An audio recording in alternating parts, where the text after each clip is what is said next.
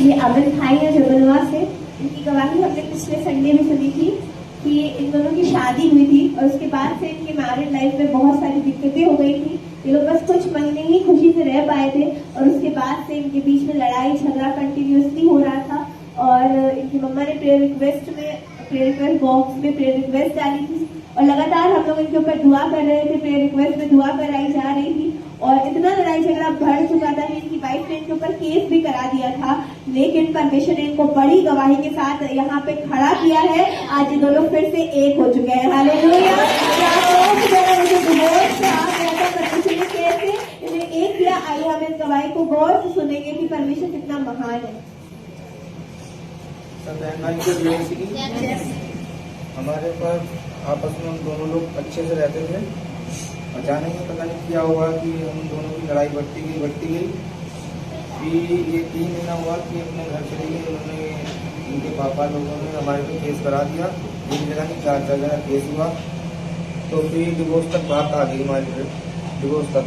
हम डिप्रेशन में चले गए, उनको समझ नहीं आया क्या करें क्या नहीं। 4 जगह से केस हुआ। डेली हमारे पास पुलिस वाले का फोन आना, कहीं से आना, कहीं से आना। मम्मी ने प्रे यहाँ करे, हमारी सिस्टर आती है, सिस्टरों ने प्रे करे, हमने भी कराई। यही लगातार हमारे प्रे के द्वारा लगातार होते होते हम दोनों फिर एक हो सके हैं। अब हम दोनों लोग अच्छे से रह रहे हैं, कोई लड़ाई झगड़ा नहीं। और पेरेंट्स का समय बिताते हैं, प्रे में मीटिंग देखते हैं, आते हैं, अटेंड करते हैं। तो जो प्रेयर हुई थी हम लोग सब यहीं पे थे, मेरी पूरी फैमिली यहीं पे थी और भैया भी यहीं पे थे। भैया ने प्रेयर रिक्वेस्ट में से लिखाई थी। पास्टर जी ने कहा था अपने अपने प्रेयर रिक्वेस्ट 5 पॉइंट लिखो, तो मैंने लिखा और मैंने अपने भाई के भी लिखे। तो भैया ने भी लिखाए थे, वो भी पूरे हो चुके हैं, मैं बताती हूँ। तो भैया ने लिखाए थे कि जो कोर्ट केस चल रहा था वो खत्म हो जाए और ये भाभी और भैया दोनों एक हो जाए और उनके भाई और उनकी फैमिली साथ में हो जाए। तो पहले में मतलब हम लोगों ने ये पॉइंट लिखे ही, उसके जस्ट थोड़ी देर बाद भाभी का जो भाई थे उन्होंने जैसे फोन किया भैया के पास, मतलब प्रेयर बस लिखा ही था हमने प्रेयर पॉइंट, और वो तुरंत उनके घर से फोन आया और भैया से बात हुई। काफी अच्छे से उन्होंने बात की, मतलब वो पहले गुस्से में थे और अब इतने अच्छे से उन्होंने उस साथ में बात की। सोचिए 12 बजे कॉल किया उन्होंने और इतने प्रेम से बात किया कि भाई भी एकदम खुश, आप कह रहे अभी मैंने लिखा वो पूरा हो गया।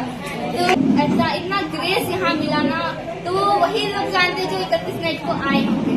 काफी ज्यादा पास्टर जी ने पॉजिटिव वर्ड भी बोले थे। उन्होंने कहा नई साल में तुम्हारी नई जिंदगी स्टार्ट होगी। तो भैया ने और भाभी ने और हम लोगों ने सभी लोगों ने ये चीज करी कि मतलब एक हो जाए, नए साल में हर एक चीज नई हो जाए।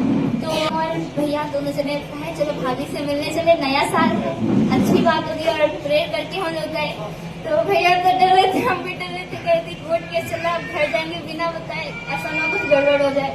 तो ऐसा हुआ कि हम लोग जैसे गए उनके घर वाले एकदम शॉक हो गए और अच्छे से बात की और सब कुछ अच्छे से हुआ। परमेश्वर की महिमा से हुआ, ना ही उन लोगों ने हम लोगों से लड़ाई की, ना ही हम लोग एकदम हर चीज नॉर्मली हुई। और उसके बाद जो कोर्ट केस था वो भी पूरी तरीके से खत्म हो गया। उसके कुछ दिन बाद भाभी भी घर आ गई।